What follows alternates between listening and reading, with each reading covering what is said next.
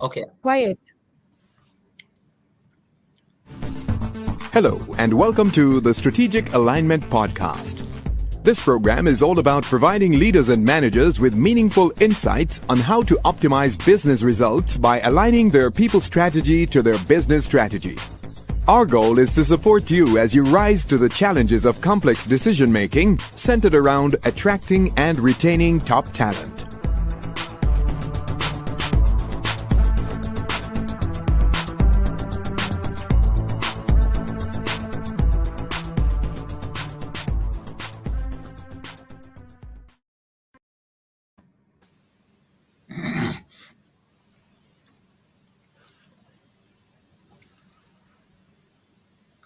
Hey, what's up? How you doing, baby? Everything's all right? Hey, Jamie. It's good to see you. Yeah, that's nice. I hope everybody's doing good. Thank you guys for joining us for a strategic alignment podcast. And this way, we do what we add value to people's lives while giving them the opportunity to expand their growth, and gifting them with the gift of awareness by digging deep in terms of where they are and pushing things forward. But Shauna, we can't dig deep into this evening session without talking about the Face of Leadership conference that recently concluded. I don't know, what was it like for you, but I know I had a great time just connecting with people and sharing us something that we really love, the book. And in case you haven't got yourself a copy of the book yet, you need to go out and grab yourself a copy of the book, The Face of Leadership. You grab a copy on Amazon, on Google Play, and on all those areas in Kindle format. But you need a copy of this book, The Face of Leadership. You need to get yourself a copy, and you need to read the book and let us know exactly what's happening on your side as you'd have engaged in this book. So, Shauna, let's jump into the session. What do you have to say? Thank you so much, Jamie. It's been a minute and it was a whirlwind of an experience between that conference and all that has happened in between. It's been a minute since we've been online, but I think we were recovering from that aftershock. The Face of Leadership conference was I need better words to describe this, but it was absolutely amazing, impactful, powerful. I don't know if there are better words that you can find to put to it, Jamie, but I think for the first time around, it was a success. It definitely yielded the kind of results that we wanted to see, creating a lot of conversation around some of the crucial topics that you touched on in the book, The Face of Leadership, Jamie, about agility, most importantly, awareness, which is such a fundamental part of leadership. It's such a fundamental part of personal development. And I think that was one of the best takeaways for me from the conference. What was your favorite part? Can we just take it from the top? The Yeah. DJ. Let's So, talk so about yeah, the yeah. DJ. What I'll say though is that first I want to thank everybody who supported us, who came out, and you were part of the session. And I know some folks, they signed up but didn't get a chance to join us. But guess what? You could catch the replay. You could purchase the recordings, because it was some powerful stuff. I want to say a big shout out. The DJ was on point. Adrian was super good. The old school music was just popping. DJ People were vibes, jiving. please. Yeah, DJ vibes. People were dropping stuff in the chat, and that was just cool. So I had, up top, the DJ was cool. And then after the DJ really set the stage, and he set the stage right through the entire conference. Then we had Matt, who came on, and Matt really hit it hard, talk about awareness.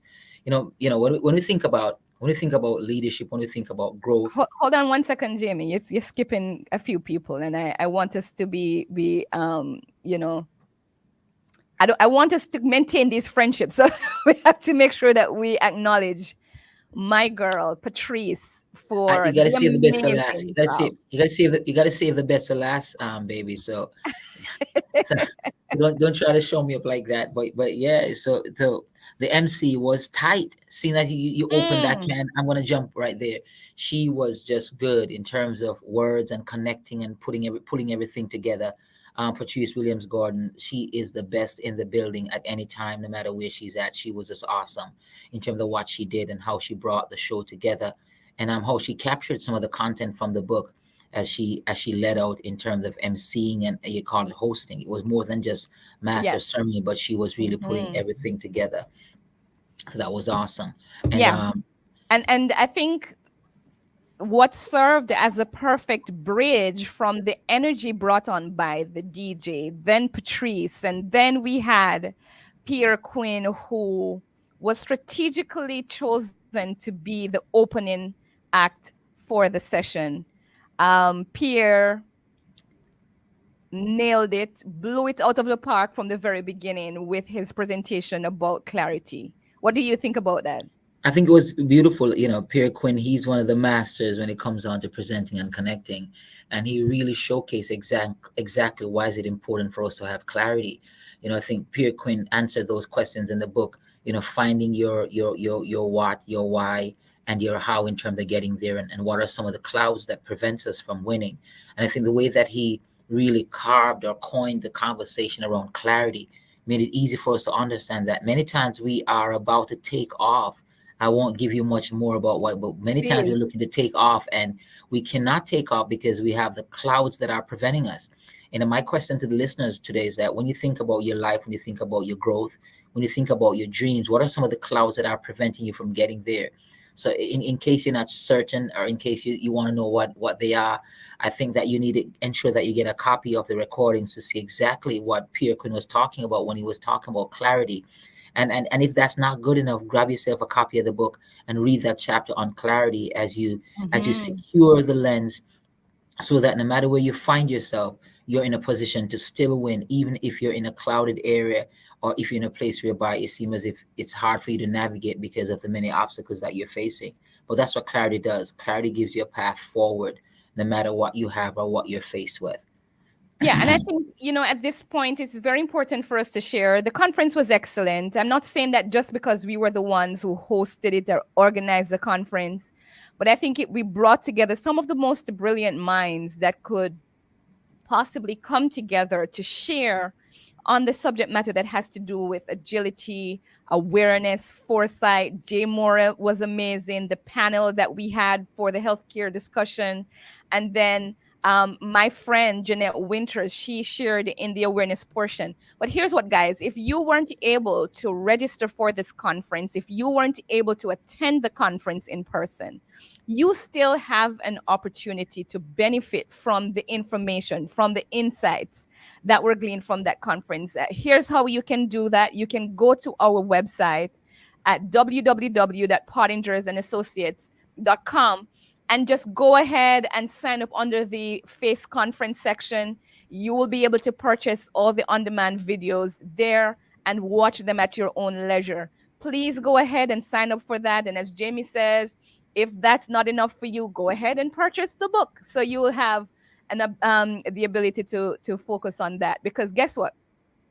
The Face of Leadership Conference basically ties in a number of areas under the different chapters. So as Jamie mentioned, we touched on clarity, we touched on awareness, we touched on agility. And let's talk about that for a little bit, because we brought in some CEOs and some executives from the healthcare industry just to share what they're going through and how they've used agility, Jamie, to pivot during this time as they face giants of chronic labor shortages and high levels of attrition, disengagement, people just leaving the jobs in droves. These healthcare professionals shared some insights on what they're doing to pivot and so on. And so I'm going to just stop there and just encourage you to go ahead and purchase your copy. Jamie, Face of Leadership Conference, one for the history books, and we're very happy that we were able to make such an impactful session. But let's just get into some of what we are here to discuss today as we reflected on what's happening in healthcare and what was discussed there in terms of agility. One of the things that came out in that conversation had to do with disengagement and how organizations are dealing with that, especially now as we are in the post-pandemic era. However, much has changed as far as you know how organizations have to be pivoting to attract and to put in place workable strategies to retain the great employees. Tell us a little bit about some of the trends that you're seeing right now, Jamie, as you go out and interact with these teams, and what are some of the organizations focusing on in order to retain their employees? I think when you think about engagement, Shauna, as you made mention, and that's what's happening. Where a a lot of managers and leaders of organizations are trying to see what can they do to retain top talent, or what can they do to attract top talent.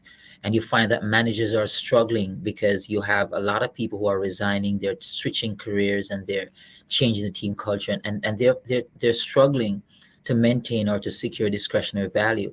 Because if you don't have engagement, then you find yourself struggling to get the kind of results that you need. And if you're not getting the results that you need, it means that your team is struggling to pay the bills, or your organization is looking to fold, or in a matter of time you'll no longer be on the block. So the engagement piece is critical, because when you have employees who are engaged, because you have some folks, Shauna, who they may be a part of your team or part of the organization, and they're just there because they have to work. And then you have some folks, they're there because they really want to do it. And that's what we want, because when people want to work, when people want to be a part of your team, a part of your culture, a part of your outfit, then what happens is that then you don't have to really push them to do great things. All you need to do is get yourself out of their way so that they can perform. But we're finding that a lot of organizations are struggling, now teams are struggling, because they cannot secure the engagement that they need. And we know exactly how much money companies lose because of a lack of engagement. And I think one of the first thing when I think about engagement, I think about team fit, being able to select the right person for the right position. And what happens when you cannot when you're not able to do that. And I know, Shauna, you can speak a lot about that, because you work a lot with the data parts of things, in terms of the behavioral assessment and the reference profiles, and helping people to identify great talent, and ensuring that they have the right people in the right spot, so that they can deliver at a high level and that they feel engaged. So I don't know if you want to share a little bit about that, in terms of, because job fit is a big question, a big problem. How do you go about finding the right people for your team, in this era, when you have a lot of people who are resigning their posts, and they're changing careers, and they're changing buildings, and sometimes they want to change managers too? Yeah, I think you've touched on it, like, slightly, when it comes on to the forces, what we call the forces of disengagement. So we have these factors, what you that you refer to as environmental or workplace pressure, that's basically forcing against your good employees. Every organization strive to get that one person in their company who is willing to go above and beyond the call of duty to just excel and have that psychological commitment. I'm talking about the kind of commitment, Jamie, where their need to show up daily is to make sure that your organization is succeeding, and that's their goal. They're not necessarily there because this is, just one aspect of their survival, and they need to make sure that they are paying the bills, and so they come and they do the bare minimum. You want that employee, that key player in that role, that is showing up daily with one thing on their mind, to make sure that your company, your organization is winning. And the only way you can secure that kind of discretionary value from your employees, as you study the factors and the forces within the workplace that's preventing them from performing at their best. And you nailed it. One of the things that really has to be focused on, Jamie, is when it comes on to roles and job fit. Organizations will continue to succeed as they're putting the right people on the right seats, in the right seats. You look in the room and you say, we always ask this question, Jamie, who's in the room? Who is here on this team that needs to be here? And then you ask the question, who's in the building? Is there someone in this building that can actually fulfill this role? And then you say, who's outside? Because you want to know whether or not the skill set and the specific demands, especially the behavioral demands of the job, are present in this individual. Because, there's a lot of emphasis, Jamie, that's placed on a person's work experience and whether they have the qualifications for the job. But the truth of it is, that's not what really matters. Attitude matter, their ability to adapt and cognitively understand what's required of them for that specific job. And then also the way that they will they will relate to others within the organization. That's also important, and that's where job fit comes in, because if people are not naturally aligned to the roles of an organization, of a position, they're going to get frustrated. They're going to cost you money because they're going to be mean to customers. They're going to poor customer service becomes the result, or the quality of work that is being produced or result that's being produced is not up to standard because they are not meeting the job requirements of the job. And that's something for employees to study. Are these individuals naturally aligned behaviorally to the job? Do they have the cognitive ability to assimilate the information that's coming at them when they take up a role? Or will they be placed on a learning curve where, as a manager, you're now going to have to be doing the job of two people in order to get them oriented into that role? You know, Jamie, it said that it takes 18 months for somebody to settle in a position in terms of understanding culture, the team, the job, and all of those things. Just imagine having to go through that cycle 3 years in a row for having to replace somebody for a job. And so it's very important that organizations consider all of those factors as they're looking to attract people into a position. So this is how I look at it, Sean. I look at it this way, whereby, you know, if it's almost, if you think about job fit, because you may be like, no, everybody needs a job and I'm giving this person a job, so they should work wherever I place them. Think about it this way. If you're wearing a size 7 shoes and somebody tries to fit you in a size 3 shoes, that would be so uncomfortable.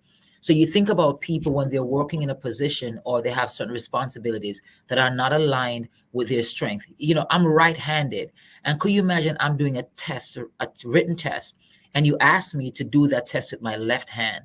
You know, chances are I'll be frustrated, and chances are it will take me much longer to complete that test using my left hand because I'm a right-handed person when it comes on to writing.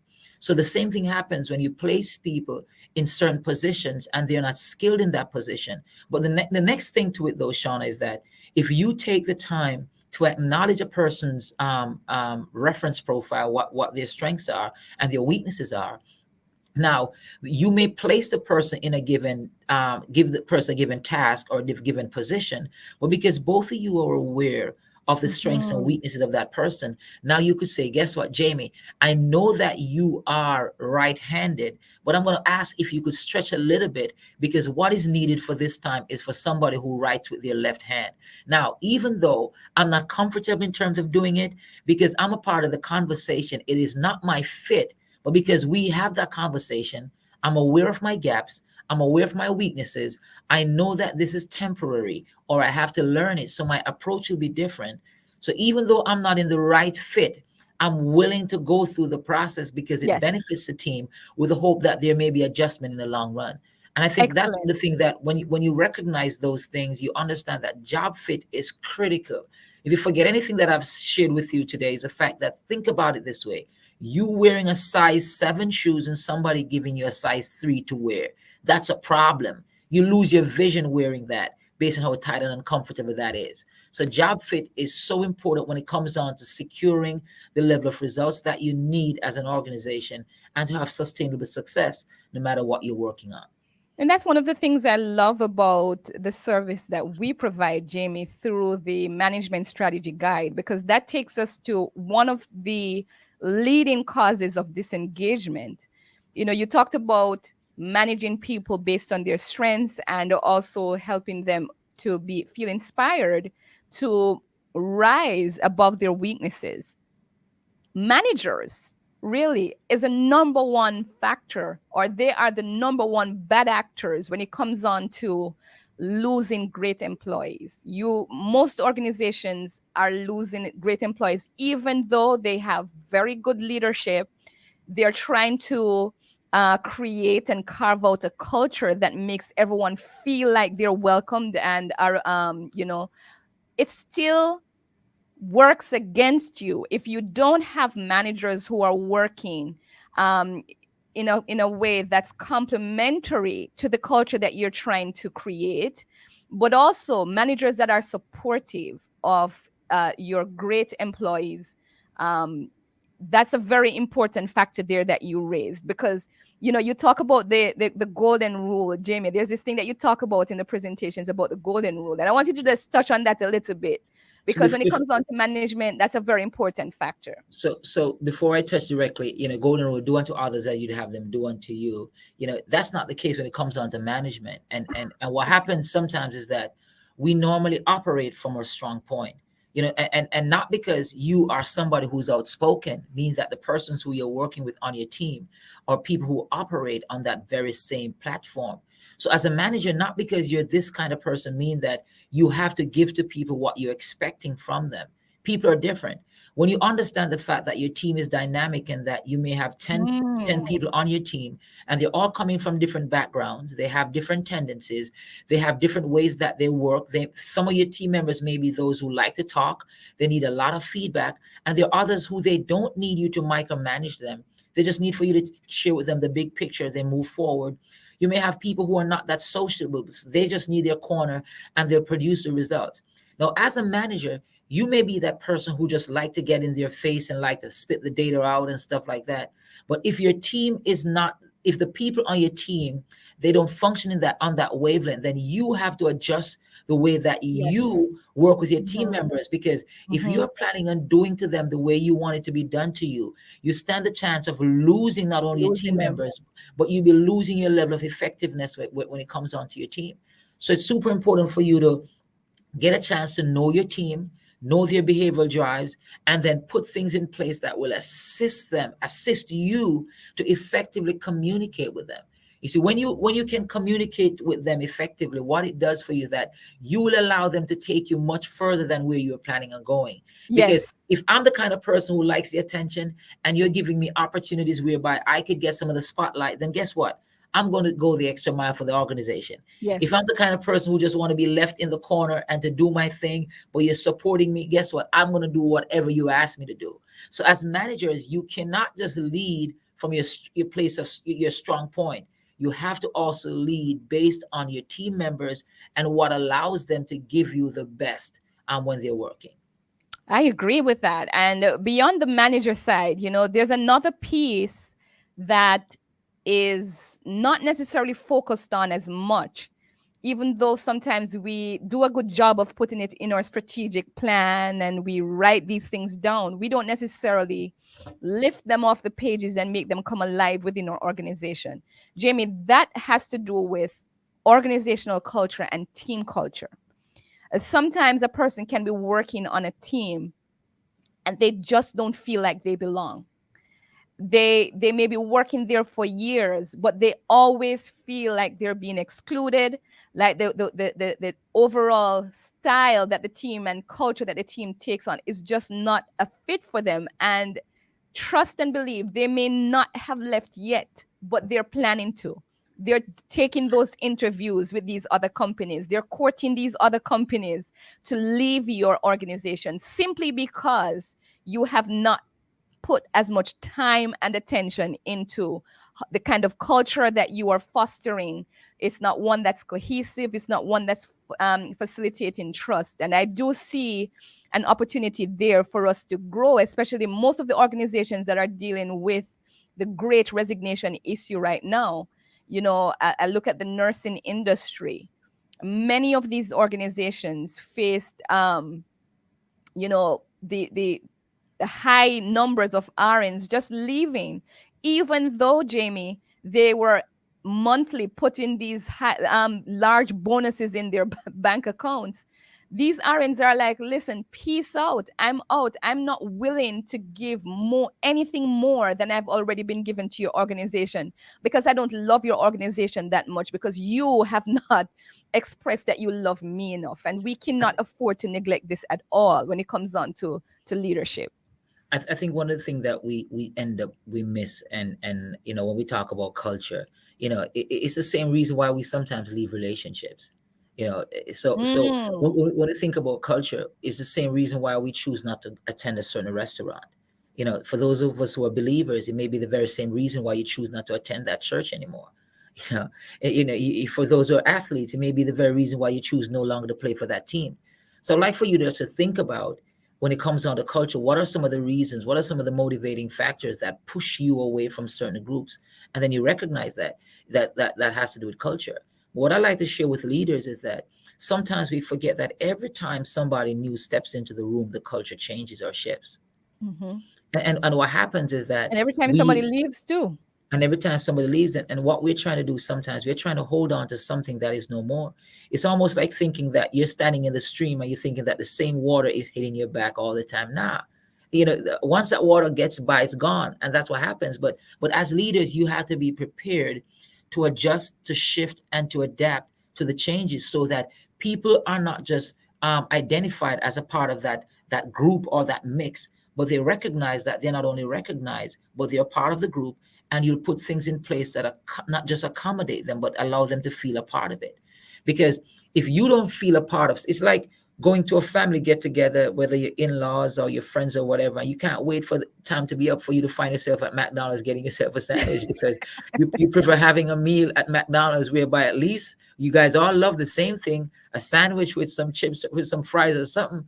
But that's what happened when we have a strong culture. People can identify with the fact that you're going the extra mile to ensure that who they are is respected, because culture is a group of practices that we use to survive. So if you're not catering for the thing that I use to survive as a human being, then why should I stay on a ship that is not sailing in my direction? So as leaders, you have to pay attention to that. And once you do that, people will spend more time with the organization and they will give more. Yes, and just going to drop this nugget here. One of the, some of the steps that you want to take as a leader to shape your culture. Let's say, for example, I'm going to use the example of you're wanting there to be a caring culture in your organization. And this care is extended not just to the internal customers, but also your external customers. It's important for CEOs to spend a lot of time articulating that every single opportunity that you have. We say in our sessions that you should over communicate the behaviors and norms that you want to see replicated throughout your organization. So every single time that you have an opportunity to address your staff, that's the messaging that's coming through, and you use the opportunity to also highlight people within the organization that are emulating and providing exemplary behaviors that align with those values and norms that you want to see replicated. You have to find ways to do that. You make sure that you include this kind of information on your strategic plan and so on. So I just want to go ahead and just encourage you. Those are two of the nuggets that we'll share. We do have more that we share with our CEOs in our coaching sessions and also in our workshops. But we want to encourage you to go ahead and partner with us at Pottinger & Associates Consulting as we look to close out this session here this evening. Jamie, I'm going to just go ahead and just share with our viewers who are on here. I see that a few of you have joined us again. Go ahead and put in the chat any questions or comments that you have about the forces of disengagement that we've talked about earlier.